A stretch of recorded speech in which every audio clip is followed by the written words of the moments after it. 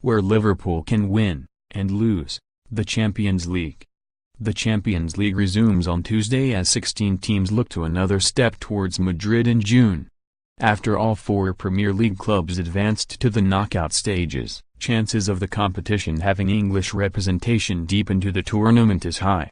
But standing in their way will be 12 other teams from 6 different countries.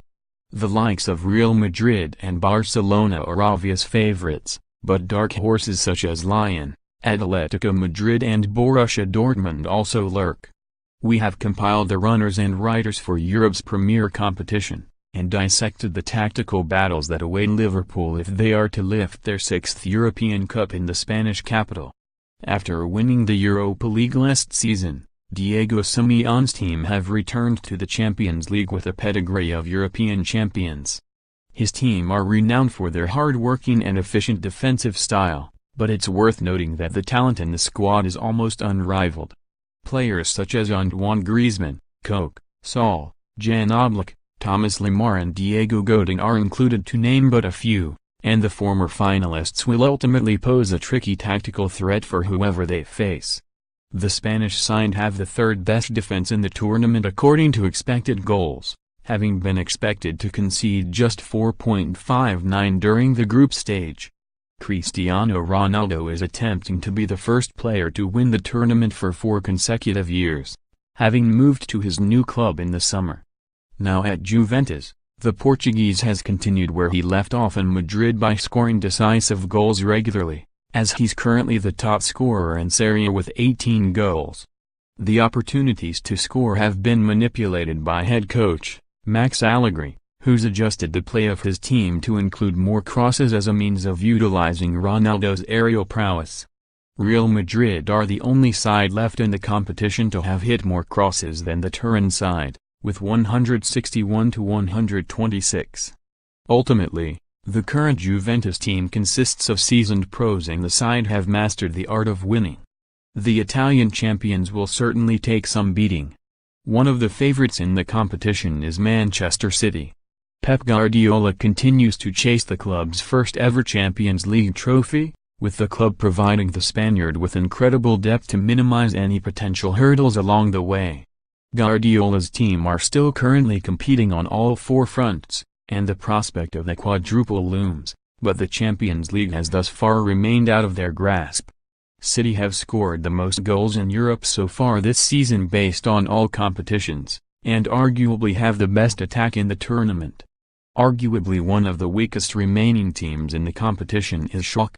The German team managed to progress from perhaps the easiest group in 2nd place behind Porto, and face the intimidating prospect of Man City in the upcoming round of fixtures. Schalke are currently as low as 14th in the Bundesliga, but interestingly have one of the best defenses in the Champions League based on goals against, with Dortmund the only remaining club to have shipped less. Those figures indicate it could easily become attack versus defense against the English champions. A team that have perhaps gone under the radar so far this season is Bayern Munich, the current champions of Germany. The Bavarian club are currently positioned 2nd in their respective league behind Borussia Dortmund, and they only clinched top spot in their group ahead of Ajax on the final match day. Despite that though, Niko Kovac appears to have finally settled things in his debut season in charge at the club. Interestingly, Bayern are 2nd behind only Porto when focusing on their eagerness to press. In terms of passes per defensive action, PPDA, which focuses on how many passes a team allows before essentially moving to regain the ball, Bayern allow just 7.8. To compare with last 16 opponents Liverpool for example, their figure in the season's tournament is 10.3. One of the dark horses of the competition is Lyon, the French outfit that Guardiola's City side struggled to handle on the group stages. The two sides drew 2-2 in France, with Lyon winning the earlier contest at the Etihad by 2-1, meaning that they would have knocked the English champions out had it been a knockout tie. The side are coached by Bruno Genesio, and there's an emphasis at the club on bringing through youth talent, such as Simeone. That trust in youth has ultimately resulted in a highly entertaining team being formed, including the likes of Tanguy Domel and Naby Fekir. Lyon are behind only Real Madrid, Barcelona, Man City and Juventus for shots taken in the tournament, so this is a team that could easily cause a few upsets moving forward. Surprisingly, Barcelona haven't won the competition since the 2014-15 season. In fact, the team haven't progressed beyond the quarter-finals since they last won it. Despite that though, and largely due to the influence of Lionel Messi, Barcelona are considered as one of the favorites to lift the trophy every single year. This season, that is very much still the case, with Ernesto Valverde into his second full season in charge at the Camp Nou. The team are currently 6 points clear at the top of La Liga, and they eased through their group by finishing top without sustaining a single loss, even though their group was tough. The Catalan side have had the most attempts on goal in the tournament so far, with 118 alongside Real Madrid, so it's likely that an admirable defensive display will be required to defeat Messi's men. Last season's surprise semi-finalists Roma appear to have another opportunity to progress into the latter stages with a relatively easy draw against Porto.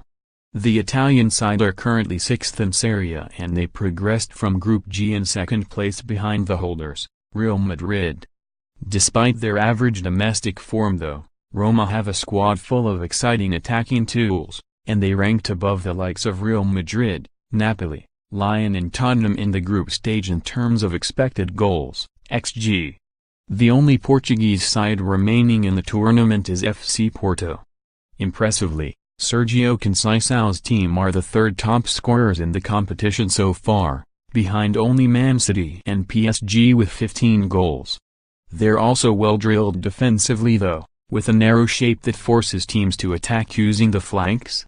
Overall, the current league leaders in Portugal should perhaps be considered as one of the underdogs but with the potential to progress into the latter stages. Having finishing runners-up in Group H behind Juventus, this is United's 18th time in the Champions League knockout stages.